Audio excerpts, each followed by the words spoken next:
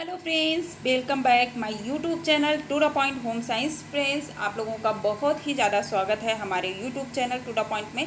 Friends, यहाँ पे आज जो हम लोग डिस्कस करने जा रहे हैं बहुत महत्वपूर्ण टॉपिक है। आप लोग अगर नेट की तैयारी कर रहे हैं, नेट का एग्ज़ाम देने जा रहे हैं, ओके, नेट का फॉर्म फिल कर चुके होंगे सभी लोग, सभी को पता है जून में एग्ज़ाम होने वाला है। तो इसलिए आपका सिलेबस अगर आप तैयारी कर रहे हैं तो ये आपके लिए बहुत ही ज़्यादा महत्वपूर्ण हो जाता है। तो हम लोग यहाँ पे जो देखने वाले हैं, बिल्कुल जी हाँ, हम लोग देखेंगे गृह विज्ञान यानी होम साइंस यूजीसी नेट के सिलेबस के बारे में यहाँ पे डिस्कस करने वाले हैं। तो अगर आप लोग चैनल पे नए हो तो चैनल को सब्सक्राइब कर लीजिएगा, बेल आइकन को ज़रूर क्लिक करिएगा ताकि आने वाले नोटिफिकेशन आप लोग को मिल जाएं, और वीडियो को ज़्यादा से ज़्यादा शेयर कर दीजिएगा ताकि सभी को सिलेबस मिल जाए, उनके लिए हेल्प हो जाए। ओके, तो चलिए हम लोग शुरू करते हैं। यहाँ पे पहली इकाई अगर आप लोग देखेंगे तो पहली इकाई आपकी क्या है, तो पहली इकाई आपका है क्या, तो खाद्य विज्ञान यानी कि खाद्य विज्ञान के बारे में यहाँ पे फूड जो है साइंस के बारे में आपको पढ़ना है।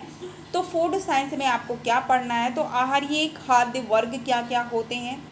ओके, यहाँ पे कॉमा रहेगा। भोजन बनाने के तरीके कितने होते हैं, खाद्य संरक्षण के बारे में आपको बताना है कि किस तरीके से हम खाद्य का संरक्षण कर सकते हैं। इसके बहुत सारे तरीके होते हैं, स्टीम करके रखना, ठीक है, फ्रीजर में रखना, तो ये सब खाद्य संरक्षण के बारे में यहाँ पे पढ़ना है। खाद्य विज्ञान क्या होता है, आहार विश्लेषण क्या होता है, खाद्य संरक्षण क्या होते हैं, सॉरी संसाधन क्या होते हैं, यानी कि कहाँ कहाँ से हमें भोजन मिलता है, खाद्य पदार्थ कहाँ कहाँ से मिलते हैं, उसके संसाधन के बारे में यहाँ पे आपको डिस्कस करना होगा, पूरी तरीके से पढ़ना होगा। ओके, तो हम सबको पता है कि अगर हम लोग को जो है अपनी तैयारी को बेहतरीन करना है तो थ्योरी पढ़ना है। थ्योरी तो पढ़ना ही पढ़ना है, साथ में आप लोग को प्रैक्टिस करना है। एक बार आप लोग थ्योरी पढ़ लीजिए, बहुत ज़्यादा टफ आप लोग का सिलेबस नहीं है, बहुत अच्छा है, बस थोड़ा से आपको मेहनत करने की ज़रूरत है। ठीक है, तो आप लोग चैनल को सब्सक्राइब करके रखिएगा, यहाँ पे सारे टॉपिक आप लोग को मिल जाएंगे। ओके, अब यहाँ पे आपका आता है न्यूट्रिशन साइंस यानी कि खाद्य पोषण विज्ञान। अब पोषण विज्ञान में क्या क्या पढ़ना है आपको, तो पोषण विज्ञान में पोषण के आधारभूत सिद्धांत क्या है, पोषण जैव रसायन क्या होता है, ओके, पोषण जैव रसायन किसे कहते हैं, खाद्य सूक्ष्म जीव विज्ञान के बारे में आपको पढ़ना है, किन कारणों से खाद्य पदार्थ जो है गर्म खराब वगैरह हो जाता है, ये सारी चीज़ें आपको पढ़ना है। लोक पोषण क्या होता है, यानी लोगों के लिए आहार क्या क्या होता है, उसके बारे में यहाँ के आपको बताना होगा। उसके बाद आपका जो है चिकित्सीय आहार एवं पोषण, जैसे कि मोटापे में क्या देना है, मधुमेह के रोगी को क्या देना है, अगर किसी को लीवर संबंधी कोई बीमारी हो गई तो उसे कैसा भोजन देना है, कैसा डाइट देना है, इसके बारे में यहाँ पे आपको पढ़ना होगा चिकित्सीय आहार में। ओके, उसके बाद आपका यहाँ पे थर्ड नंबर पे जो पढ़ना है संस्थानीय प्रबंध, यानी कि आपका प्रबंध के बारे में यहाँ पे पढ़ना है। तो संस्थानीय प्रबंध के बारे में यहाँ पे ये देखिए, संस्थानीय है, ये थोड़ा सा टाइपिंग में मिस्टेक हो गया है। संस्थानीय संसाधनों के जैसे कि आपका अस्पताल हो गया, भोजनालय हो गया, रेस्टोरेंट हो गया, कॉफ़ी गृह हो गया, बाहरी भोजन के प्रबंधक हो गए, इन सब के बारे में आपको पढ़ना होगा। साथ ही सामाजिक संस्थानों के प्रबंध के बारे में पढ़ना होगा। ठीक है, जैसे आपका स्थानीय प्रबंध हो गया, इसमें आपके अस्पताल हो गए, ठीक है, अस्पताल, भोजनालय, रेस्टोरेंट हो गया, कॉफ़ी गृह हो गया, बाहरी भोजन जो गृह प्रबंधक होते हैं उसके बारे में। साथ ही आपके जो सामाजिक कुछ होते हैं, जैसे आपके परिवार एक संस्था है, ठीक है, तो इस परिवार के लिए इसकी कठिनाइयाँ क्या होती हैं, परिवार की जो संस्था है उसकी कठिनाइयों के बारे में, ये देखिए यहाँ पे उसकी कठिनाइयों के बारे में आपको पढ़ना है। देन आपको विशेष संस्थानों के प्रबंध के बारे में पढ़ना है। ये तो आपका एक हो गया कि आपका सार्वजनिक हो गया, परिवार के संस्थान के बारे में पढ़ना है। देन आपको यहीं भी क्या पढ़ना है, कुछ विशेष प्रकार के जो प्रबंधक होते हैं, जैसे शारीरिक हो गया, मानसिक हो गया, सामाजिक हो गया, जो विकलांग संस्थान के प्रमुख जो होते हैं उनके जो है विवादों और उनकी कठिनाइयों के बारे में, यहाँ पे भी कठिनाइयाँ रहेगा। ठीक है, यहाँ पर भी आपका कठिनाइयाँ रहेगा, कठिनाइयों के बारे में आपको पढ़ना पड़ेगा। ओके, और उसके बाद अब यहाँ पे आप फोर्थ इकाई में देखेंगे कि फोर्थ इकाई में क्या है। तो फोर्थ इकाई में आपको जो पढ़ना है आवरण। अब आवरण के बारे में यहाँ पे पढ़ना है। तो आवरण के सिद्धांत क्या होते हैं, आवरण के सामाजिक तथा मनोवैज्ञानिक तत्व क्या क्या होते हैं, वस्त्रों और वस्त्र और पहनने का चुनाव और पारिवारिक जो है आवरण क्या होता है, इसके बारे में पढ़ना होगा। यानी कि टेक्सटाइल के संबंधित यहाँ पे जो टॉपिक होता है, जैसे कि आवरण की बात करें तो आवरण क्यों आवश्यक होता है, सामाजिक रूप से, मनोवैज्ञानिक जो उसके सामाजिक तत्व होते हैं लोगों को कि उसके सिद्धांत, ठीक है, और वस्त्र और जो है वस्त्र को पहनने प्लस उसका चुनाव कैसे करना है, पारिवारिक आवरण के लिए कैसे वस्त्र का चुनाव करेंगे, ये सब आपको देखना है। पहनावे की बनावट, यानी कि जो हम कपड़े के लिए जो हम पहनने के लिए जो हम कपड़ा बनाने जा रहे हैं उसको किस तरीके से बनाएंगे। खाखा बनाने का मूल, यानी कि किस तरीके से वो खाखा बनाया जाता है, उसके बाद कटिंग की जाती है। बड़े पैमाने पे जब सिलाई करना होता है तो वो एक सिंपली खाखा तैयार करके उसके सिद्धांत पर ही सिलाई की जाती है। देखिए इसके अंतर्गत आपको पढ़ना क्या क्या है, तो इसके समतल नमूने क्या होते हैं, ड्रेपिंग सिद्धांत क्या होती है, वस्त्रों का रूपांतरण क्या होता है, और इन्हीं सिद्धांतों को और इन्हीं विचारों को आपको पढ़ना होगा। ठीक है, इसके जो सिद्धांत होते हैं, इसके विचार होते हैं, वस्त्रों के रूपांतर के सिद्धांत और उसके विचार के बारे में आपको यहाँ पे पढ़ना होगा। ओके, अब 5 नंबर, अच्छा इसी में आप लोगों को फैशन भी पढ़ना होगा। ये बहुत इंपॉर्टेंट है और फैशन से क्वेश्चन कई बार आए हैं। फैशन के सिद्धांत, फैशन का कालचक्र क्या होता है, व्यापार क्या है, व्यवसाय संबंधी, मतलब फैशन कहाँ कहाँ पे प्रभावित कर रहा है व्यवसाय को, ठीक है, व्यापार को, कपड़े और वस्त्रों का रख रखाव कैसे करना है, कपड़े धोने के साधन और उसके तरीके और सामान के बारे में यहाँ पे आपको डिस्कस करनी होगी। ओके, उसके बाद 5 नंबर जो होगा आपका, 5 नंबर पे आप लोगों को क्या पढ़ना है, तो 5 नंबर आपका देख लीजिए। 5 नंबर है रेशों के गुण। देखिए रेशों के गुण, धर्म और उसकी महीन बनावट कैसे होती है, यहाँ पे टेक्सटाइल आपको पढ़ना रहेगा, जिसमें रेशों के गुण, सभी रेशे जैसे आपके कपास हो गए, रेशम हो गए, लिलन हो गया, या आपका कृत्रिम विधि से तैयार जैसे रेयॉन, नायलॉन, इन सब के बारे में आपको पढ़ना रहेगा। कृत्रिम और प्राकृतिक रेशों की देखिए यहाँ पे दिया भी है, बनावट के बारे में पढ़ना होगा। सूत्रों की परिभाषा, यानी कि सूत्र जो होते हैं, तंतु जो होते हैं, उनकी परिभाषा, उनका वर्गीकरण क्या होता है, सूत्रों का समीकरण, विभिन्न सूत्रों में उसका उपयोग कैसे किया जाता है, विभिन्न वस्त्रों में उसका उपयोग कैसे किया जाता है, जो आपके सूत्र होते हैं, ठीक है, सूतों, ठीक है, उनकी जो है विभिन्न जो होता है, इसको किस तरीके से उपयोग किया जाएगा। वस्त्रों की बनावट के बारे में आपको बताना है। बुनाई कितने प्रकार के होते हैं, कैसे बुने जाते हैं, ये नहीं कुछ नहीं होगा। बुने हुए वस्त्र होते हैं कैसे होते हैं, वस्त्रों की, ऊनी वस्त्रों की परिभाषा आपको बताना है और उनकी बनावट के बारे में भी आपको डिस्कस करना होगा। यानी कि ओवरऑल आपके टेक्सटाइल में जितने भी टॉपिक आते हैं आपको यहाँ पे पढ़ना होगा, ठीक है। और साथ ही देखिए यहाँ पे दिया गया है रेशों, सूत्रों और कपड़ों की जांच कैसे की जाएगी, ये भी आपको पढ़ना रहेगा। उनकी गुणवत्ताओं और अनुसंधान केंद्रों के महत्व का भी आपको अध्ययन करना होगा। ये इतनी टॉपिक जो है ये समझ जाइए बहुत महत्वपूर्ण है और इससे बहुत ज़्यादा क्वेश्चन बनते हैं। वैसे सभी से क्वेश्चन बनते हैं। यहाँ पे जैसे वस्त्रों की बनावट क्या है, उनकी बुनाई, तो बुनाई के स्टेप लिखना रहेगा। अगर कृत्रिम रेशे हैं तो उनके बनाने की विधि हो गई, ठीक है।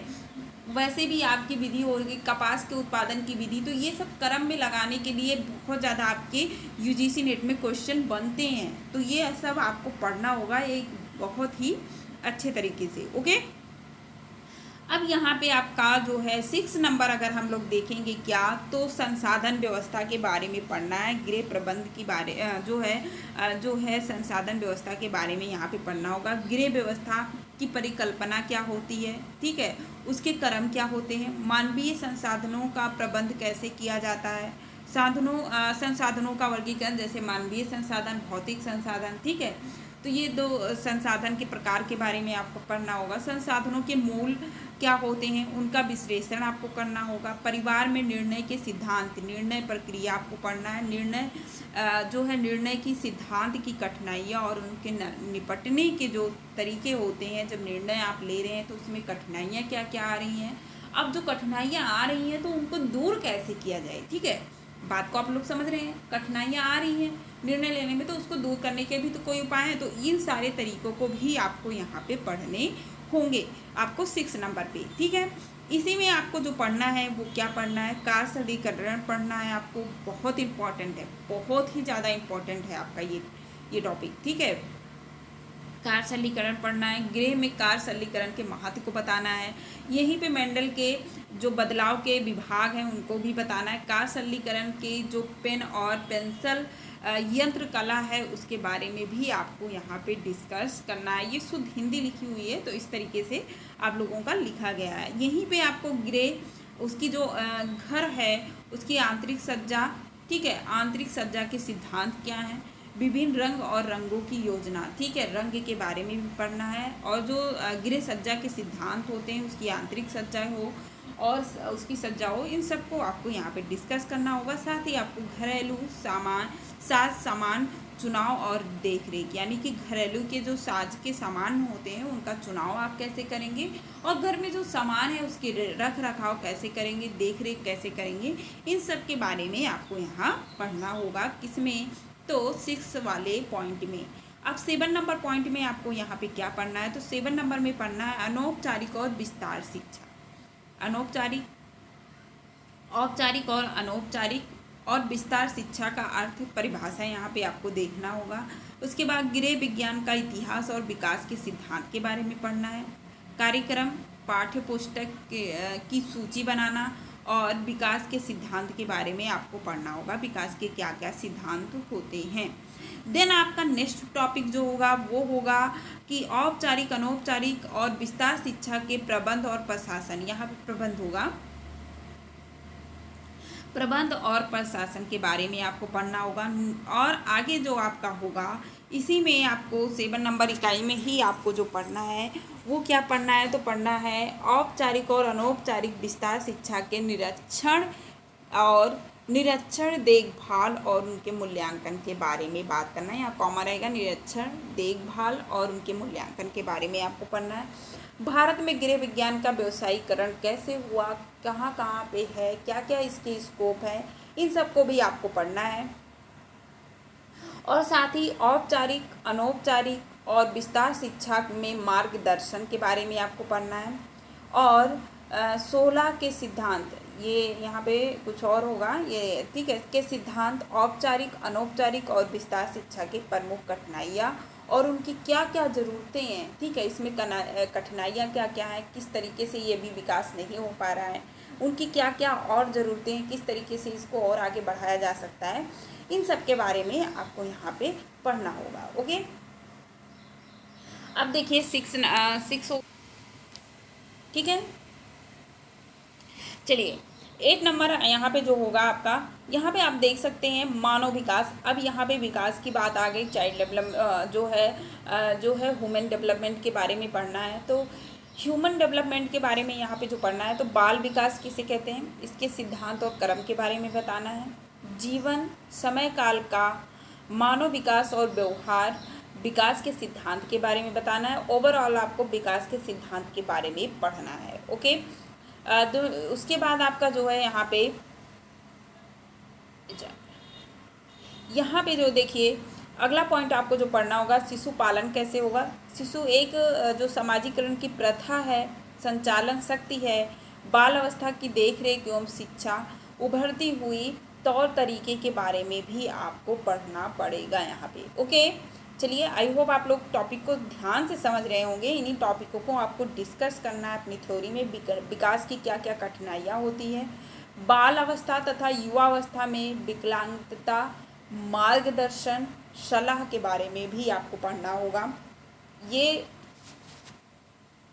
सारे बहुत ही ज़्यादा इंपॉर्टेंट आपके टॉपिक हैं। अगर आप लोग इस तरह से देखें तो सेमेस्टर वाइज में आपके सेकंड सेमेस्टर, फर्स्ट सेमेस्टर में अगर जो है बीए की बुक उठा के आप लोग पढ़ लेंगे तो बहुत अच्छे से ये सारे टॉपिक आप लोगों के क्लियर हो जाएंगे।